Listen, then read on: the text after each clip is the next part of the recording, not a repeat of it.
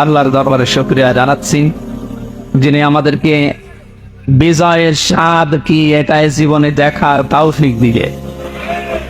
পরাধীন থাকলে যে কি হয় আমি নিজে টের পেয়েছি, আপনারাও দেখেছেন। সবচাইতে বেশি পেয়েছিলাম ওই 10 দিন মাটির নিচে, কোরআন সব চারিদিকে 8-10 জন বসান, আমি একা, এমনি আমার শরীর চলে না। এরপরে আবার এরকম ভয়ঙ্কর ঘর, এরকম ভয়ঙ্কর অবস্থা, এক এক দিক থেকে এক রকম উল্টা পাল্টা প্রশ্ন করে। বলেন তো কত একটা অসহায় অবস্থায় ছিলাম। আমার মনে হচ্ছিল পৃথিবী বলতে আর কিছু নেই। 11টা ঘন্টা আমার এই হাতের ভেতরে যে হ্যান্ডকাপ দিয়ে, ওটা ছাতা লাগালে এমনি কেটে যায়। চোখ কালা কাপড় দিয়ে বেঁধে মাটির নিচে ওই ঘরে, চারিদিকে শুধু পানির আওয়াজ শোনা যায়। এই উপরে 11 ঘন্টা আমার জোহর আসর মাগরিব এশার নামাজ পড়তে দেয়। আমি এশারায় পড়েছি, অজু আছে কি আছে, অজু করবো কোথায়? বলেন এই কঠিন অবস্থা বাংলাদেশের মতো জায়গায়। আর আমার চাইতে ভয়ঙ্কর ছিল তো ব্যারিস্টার আরমান, ব্রিগেডিয়ার ভাই আমান আসমি ভাই, এদের অবস্থা আরো কঠিন। আমি মাঝে মাঝে 7 মাস 8 মাস 9 মাসের কথা শুনতাম ওপর থেকে, যাদের 7 তলায় 9 তলায় বউ রেখেছিল। এই বোম শব্দটা যদিও ছোট, এটা কত ভয়ঙ্কর জিনিস। আমি তো 7-8 মাস আমি জেলে আছি জানতাম, বাইরের মানুষও জানতো, আমার পরিবার। আর ওদের এই 8-9 বছর জানেই না যে বেঁচে আছি কি। আমারও বোমের মতো রেখেছিল, কারণ আমার কোনো যোগাযোগ ছিল না, বিচ্ছিন্ন। মার্ডার করে গেছে সে 2 দিন পরে 7 দিন পরে মোবাইলে কথা বলতে পারে বাড়িতে যে আমি আছি। আর আমার 8 মাস হয়ে গেছে, আমি জানি না যে বাইরে কেউ আছে কিনা। কারারক্ষীর কাছে একটু রিপোর্ট লিখে দিলে ওই যাবে আসবে, তারপরের দিন তার ডিউটি পড়বে, বাড়িতে যাবে, বাড়ি থেকে সংবাদ আসবে, সে আসতে আসতে মনে হয় সংবাদ বাসি হয়েছে। রিমান্ডে 10 দিন ছিলাম, আপনারা জানেন। 3টা বছর আমি যাই না, ঘরের নাম শোনেন, ওই রকম জায়গায় ছিলাম। আমি আল্লাহর জন্য ওনাদেরকে ঘৃণা করছি এবং আপনাদেরকে ঘৃণা করার জন্য বলছি এই কারণে, কারণ এগুলো মানুষ নাই, মানুষ নামে এগুলো জানোয়ার। আপনি শুধু নাম শুনেই মনে করেন যে আয়না ঘর মানে চারিদিকে আয়না দেওয়া আছে। এটা কত বড় ভয়ঙ্কর মানবতার সাথে আমরা মানবতা বিরোধী অপরাধের বিচার করলাম। এই ঘরের সাথে যারা জড়িত A to Z প্রত্যেকটা মানবতা বিরোধী অপরাধের স্বামী, এদের বিচার এখনই করা দরকার। আজকে একজন ওর সাথে জড়িত যে সর্বোচ্চ পর্যায়ে, তাদের ভেতরে একজন ধরা পড়েছে অলরেডি। আমরা বিচার চাই, ওর কোনো বিচার নেই।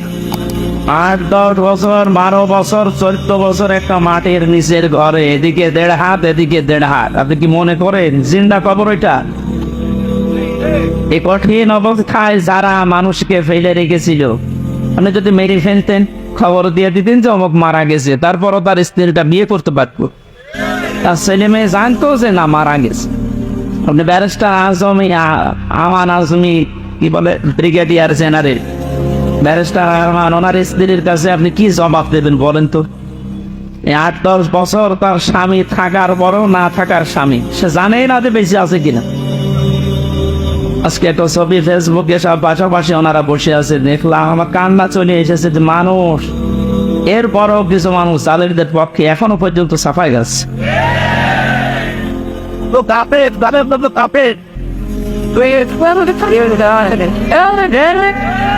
সেই রাতে বেজা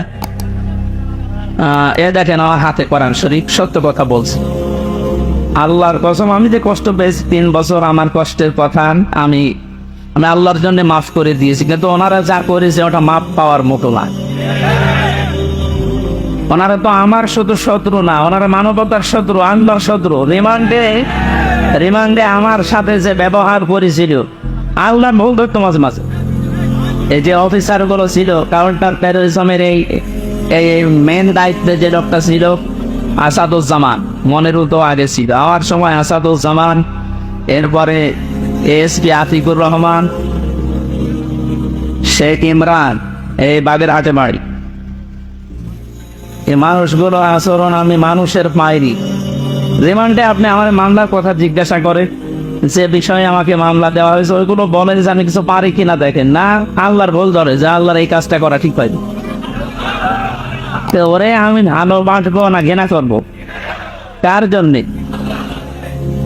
কারণ কি, এর আয়াতে হাদিসের পরে যে শব্দগুলো আছে দেখেন, যে ব্যক্তি কাউকে কিছু দান করে সেজন্য আল্লাহর জন্য দান করে। এখানে 7 বার আমি আসার চেষ্টা করেছি, লক্ষ লক্ষ টাকা খরচ হয়ে গেছে, কিন্তু আমার উঠতে দেবে। এই জন্য এখানে যদি আপনি কিছু এই খরচটা তোলার জন্য দিয়ে যান, যে ড্রাম গুলো দেওয়া আছে জোর করে না, আল্লাহর জন্য দিয়ে যাবে। কাউকে যদি কিছু না দেন যে আমি দেব না, তাও যেন আল্লাহর জন্য হয়। এই 4টা কথা যদিও সহজ, এতে কত কঠিন মানা, এখন সে বাস্তবতা চলে এসেছে। এই কঠিন অবস্থায় এই 4টা বিষয় আমরা যারা মেনে চলতে পারি, নবীজি বলেন ফাকাদ ইস্তাকমালাল ঈমান, সে তার ঈমানকে পরিপূর্ণ করে নিয়েছে। এই হাদিসটা আমাদের জীবনে আমল করার তৌফিক আল্লাহ যেন দান করেন, আমিন। এই জন্য পরাধীন ছিলাম আমরা, এখন আলহামদুলিল্লাহ স্বাধীন হয়েছি।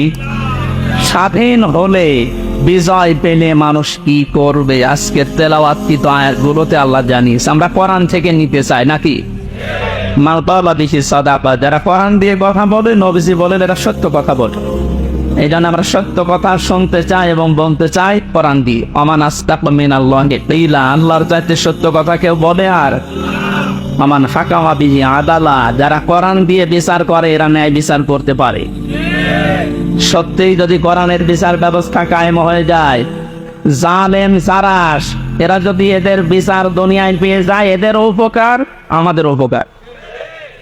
কারণ জালেমের বিরুদ্ধে মামলা হামজার না, জালেমের বিরুদ্ধে মামলা কার? এটাকে আমি বানালাম। সূরা শূরা 25 নম্বর পারা 6 নম্বর পৃষ্ঠা 12 নম্বর লাইনের 42 নম্বর আয়াত। আল্লাহ পাক বলেন ইন্নামাস সাবিলু আলাল্লাযীনা ইয়াযলিমুনান নাস ওয়া ইয়াবগুনা ফিল আরদি বিগাইরিল হক উলাইকা লাহুম আযাবুন আলীম। এটা তাফসীরে ফি জিলালিল কোরআন। আমি জেলখানায় থাকতে যে তাফসীরগুলো দেখলাম তার ভেতরে এটা একটা, ফি জিলালিল কোরআন। জালেমরা বাস্তবতায় যা দেখলাম, এই জালেমগুলো জানে না যে জেলখানায় বসে বসে সাইয়েদ কুতুব এই জিলালিল কোরআন তাফসীর লিখেছে।